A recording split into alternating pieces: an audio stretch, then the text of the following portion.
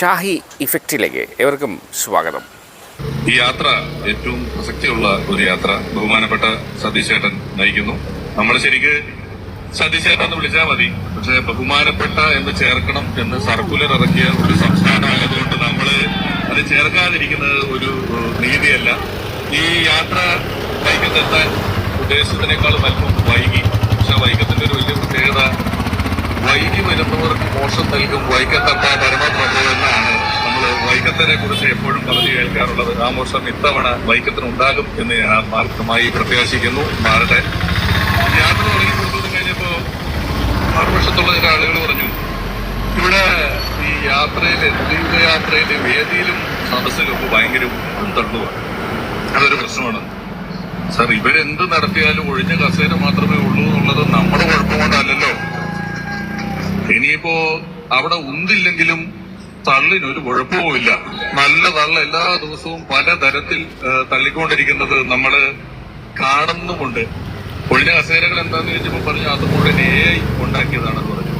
ശരി, 100 പേരല്ലേ ഭക്ഷണം കഴിച്ചുള്ളൂ, ഇതിനെങ്ങനെ 500 പേരുടെ ബില്ല് വന്നതെന്ന് ചോദിച്ചപ്പോ അതും AI എന്ന് പറയുന്നു. എന്തായാലും AIക്കെതിരെ കേസെടുക്കാനും പറ്റൂല, എന്ത് ചെയ്താലും AIക്ക് കിടക്കപ്പുറതി ഇല്ല എന്നുള്ളൊരവസ്ഥയിലാണ് ഇപ്പൊ എല്ലാ കാര്യങ്ങളും മുന്നിലേക്ക് പോയിക്കൊണ്ടിരിക്കുന്നത്. ഈ യാത്രയുടെ ഏറ്റവും വലിയ പ്രസക്തികളിൽ ഒന്ന്, ജനാധിപത്യത്തിന്റെ കാവലാൾക്കാരായ ജനങ്ങളുടെ മേൽ ഒരു പാർട്ടി വ്യക്തി സ്വാതന്ത്ര്യത്തിൽ ഉൾപ്പെടെ കടന്നു കയറി നടത്തുന്ന ആധിപത്യം ഇല്ലാതാക്കുക എന്നുള്ളതാണ് ഈ യാത്രയുടെ ഒരു ഏറ്റവും വലിയ പ്രത്യേകത എന്ന് പറയുന്നത്.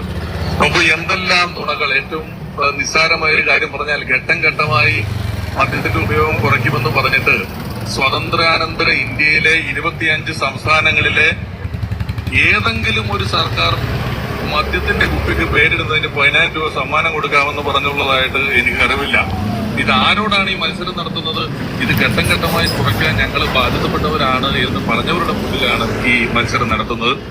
അങ്ങനെ കുളിഞ്ഞും തെളിഞ്ഞും എത്രയോ നുണകൾ പറഞ്ഞും അല്ലാതെയും നമ്മളെ വല്ലാതെ നമ്മളെല്ലാവരും ഒരു മാറ്റം അത്യധികം ആഗ്രഹിക്കുന്ന ഒരു സമയത്താണ്. സതീശേട്ടന്റെ യാത്ര ശ്രദ്ധിക്കുമ്പോൾ അദ്ദേഹത്തിന്റെ പ്രസംഗങ്ങൾ, ഈ യാത്രയിലുടനീളം പല പ്രസംഗങ്ങളും സാമൂഹ്യ മാധ്യമങ്ങളിലൂടെയും അല്ലാതെയും ശ്രദ്ധിക്കുമ്പോൾ ഇത്ര ദീർഘവീക്ഷണത്തോടുകൂടി ഒരു 5 കൊല്ലത്തിനപ്പുറം, ഒരു 10 കൊല്ലത്തിനപ്പുറം ഒരു സംസ്ഥാനം എങ്ങനെയായിരിക്കണം, അവിടുത്തെ യുവതലമുറ എങ്ങനെയായിരിക്കണം, അവർക്ക് വേണ്ട കാര്യങ്ങൾ എന്താണ് തുടങ്ങി ഇത്ര കൃത്യമായ ദീർഘവീക്ഷണവും പ്ലാനിങ്ങുമുള്ള ഒരാളാണ് അദ്ദേഹം.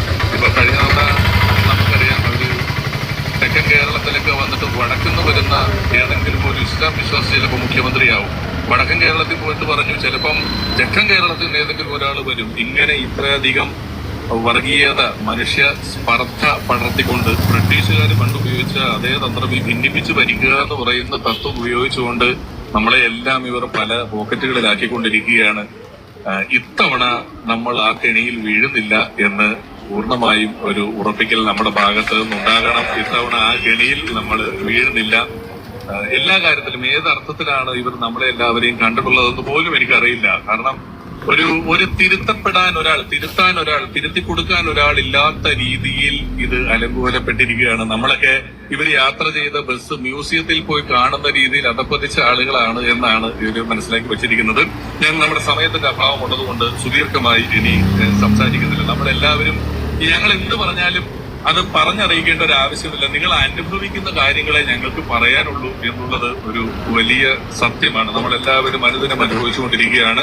ഈ യാത്ര വലിയ ഉദ്ദേശ ലക്ഷ്യങ്ങളോടുകൂടിയുള്ള യാത്രയാണ്. ആ ഉദ്ദേശ ലക്ഷ്യങ്ങളിലേക്ക് ഈ യാത്ര എത്തിച്ചേരുക തന്നെ ചെയ്യും. അതിന് നമ്മളെല്ലാവരും ഇതിനോടൊപ്പം നിൽക്കുമെന്ന് മാത്രം പറഞ്ഞുകൊണ്ട് എല്ലാ വിജയാശംസകളും നേർന്നുകൊണ്ട് കൂടുതൽ വാർത്തകളും വിശേഷങ്ങളുമായി വീണ്ടും കാണാം. അതുവരെ എല്ലാവർക്കും നന്ദി, നമസ്കാരം.